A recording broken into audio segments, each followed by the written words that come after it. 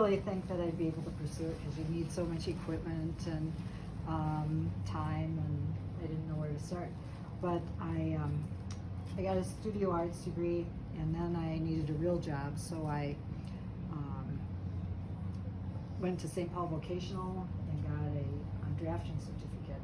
That was after I tried menial jobs that I wasn't very good at, like cashier and sewing fabrics.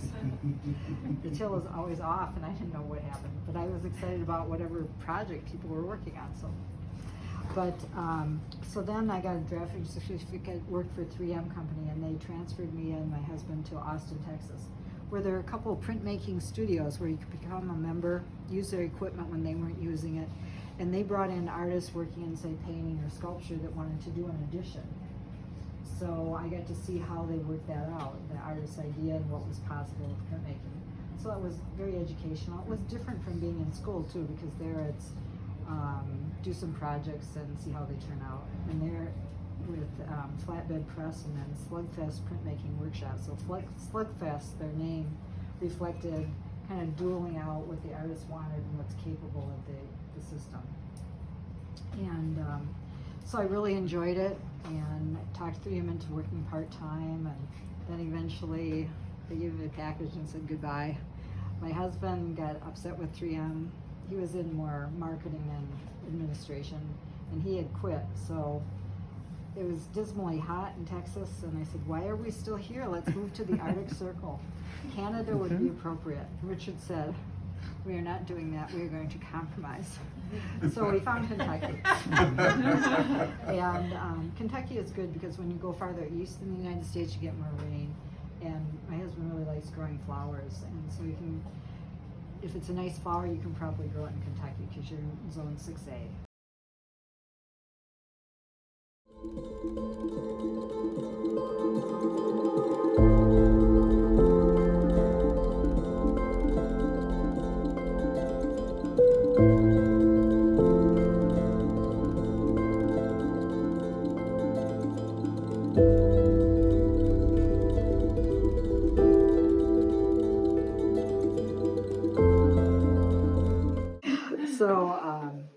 So we moved to Austin, and I had bought a larger press at home. It's a 40 by 60 press bed. So it's 40 inches wide, whereas this one is about 12 inches wide. But the press was given to me, the small one, by a friend who they eliminated art in the school he was teaching in, which was back in the 70s, and it was in Minneapolis area. So after it's sitting in his garage for many years, he gave it to me. So this is an etching press, which essentially you have a steel plate that slides between a roller above and one below to even out the pressure. So if there's only a roller on top, it would just change the shape. And have any of you done some printmaking, etching in particular? Okay. But essentially with etching, what you're doing is I should back up. In polio, you're printing from grooves. So it's a French word corrupted by the Italian or back and forth.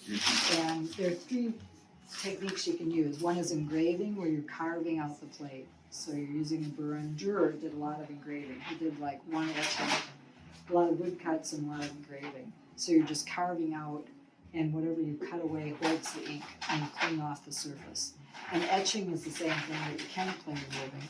This was a plate I've been working on for a while, and you can pass it around. It still has a ground on it.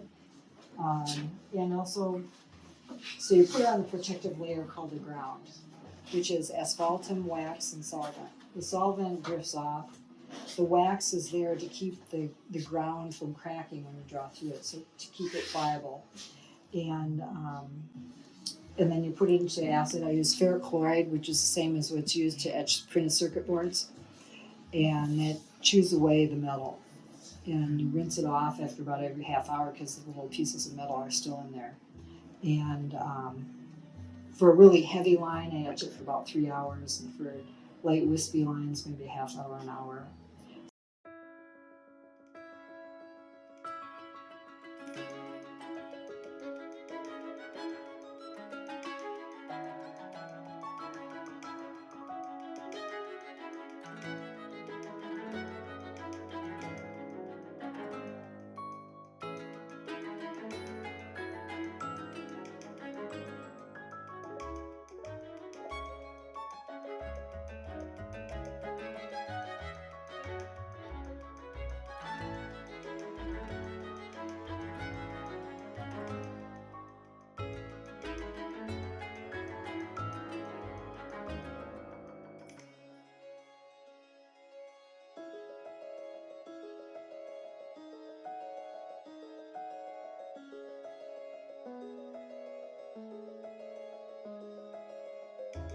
surface change or form, and that's aquatin. Aquatin was a whole process where you take powdered rosin, like baseball players use it to grip the bat, ballerina toe shoes, violins on the bow.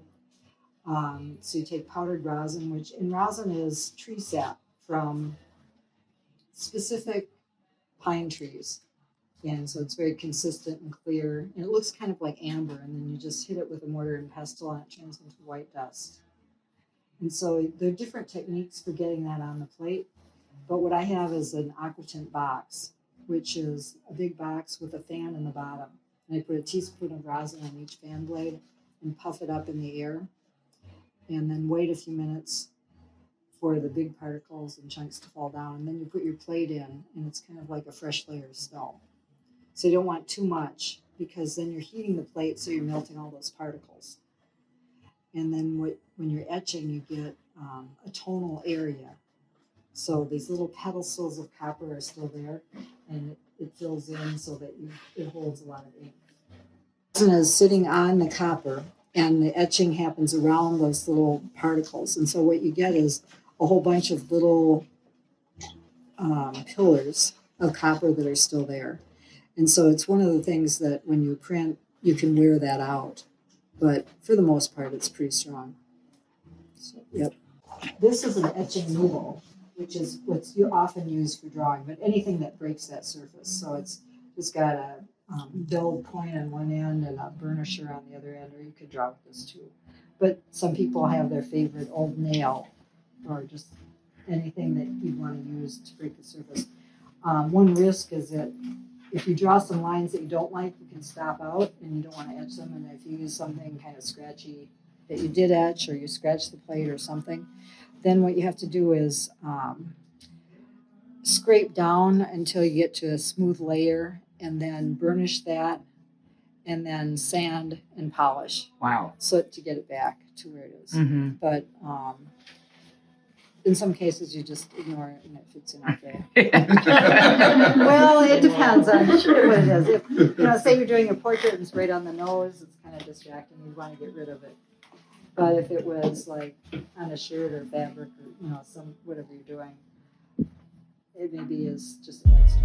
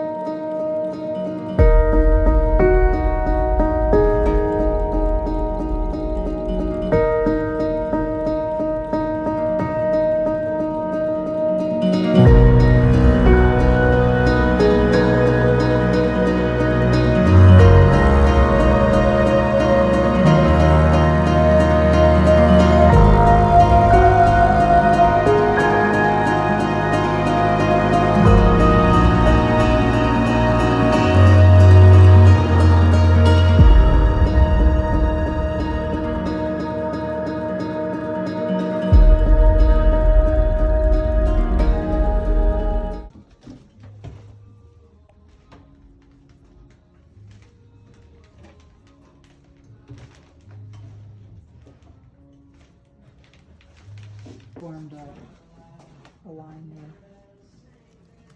So, Nice. Now we're talking. yeah. So cool. So I increased from the last one I did, last impression I made.